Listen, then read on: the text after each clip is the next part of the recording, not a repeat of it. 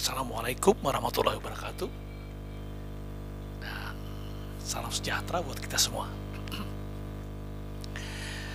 Kali ini saya akan cerita kisah atau bersusuran tentang Batu Miang.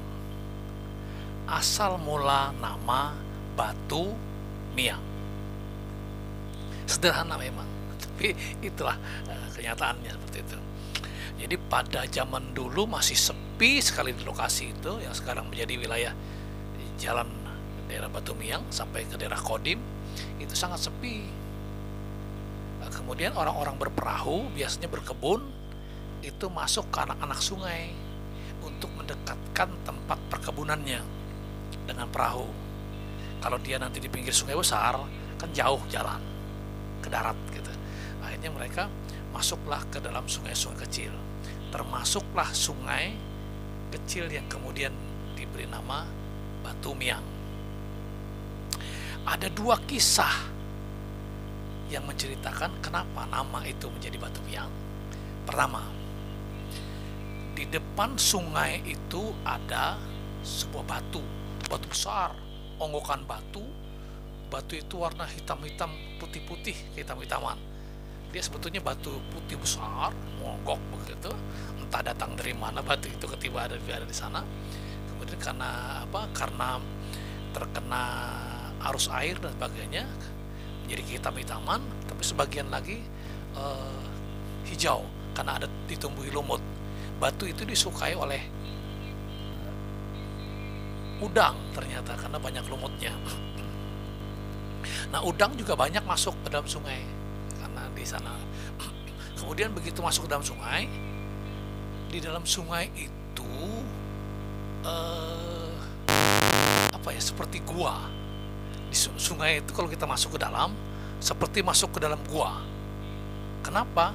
Karena di dalam ada sejenis bambu, tapi bambunya kecil-kecil. Seperti ini saja besarnya.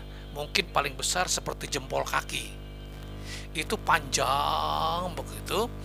Karena dia masing-masing dari seberang yang tumbuh, seberang sungai kecil. Anak sungai Segah ini sungai kecil. Kira-kira sungainya sekitar 10 meter mungkin atau 15 meter lebarnya. Sungai tapi dalam. Tapi waktu airnya surut, air pasang surut, dia hampir tergalang perahu-perahu di dalam itu. Seperti gua, yang membentuk gua ini tadi, si bambu-bambu kecil itu. Karena dia sama-sama mencari udara, kan di sini hutan, di kiri kanannya kan hutan, kiri kanan sungai itu hutan. Jadi si bambu yang tumbuh di tepi-tepi sungai ini mencari cahaya matahari. Akhirnya dia berusaha untuk ke sungai, yang seberang juga begitu. Akhirnya bertemulah ujung-ujungnya yang panjang, dia panjang dan bahkan melilit-lilit. Akhirnya sampai ke seberang, yang sini juga sampai ke seberang, membentuklah seperti gua. Masuk di sana. Tetapi bukan gua biasa, karena itu bambu. Kan bambu ada yang nempel-nempel di dekat-dekat daunnya itu. Kalau sudah kering, itu sangat gatal betul gitu. Kalau kita naik perahu lewat di sana, kebetulan tidak beruntung, tiba-tiba ada angin kencang, maka bergoyang semua di atas ini bergoyang, maka resikonya lewat di situ kita akan kegatalan.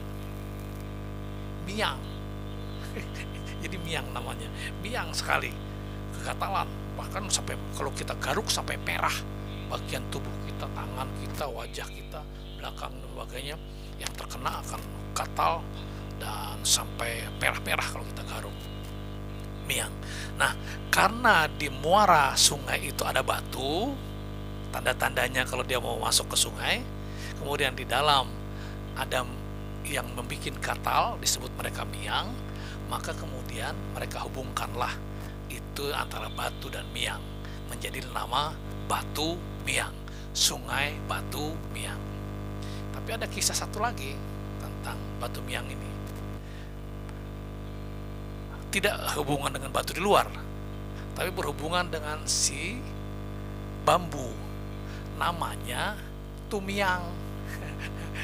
Ya, jadi si bambu ini namanya tumiang gitu. Akhirnya kan kalau mereka masuk ke dalam sungai, apa namanya itu? Sungai Tumiang. Gitu. Bambu itu namanya tumiang. Artinya bambu, bambu batu yang miang, yang gatal sekali kalau dilintasi kalau kena angin. Nah, akhirnya tumiang ini menjadi tambahan karena ada batu, menjadi batu miang. Jadi asal tumiang menjadi batu miang. Jadi ada satu kisah yang menceritakan antara batu di muara sungai dan di dalamnya miang, akhirnya menjadi batu miang. Kemudian ada lagi yang menceritakan bahwasanya di dalam itu yang membentuk gua tadi saya ceritakan itu adalah bambu tumiang namanya.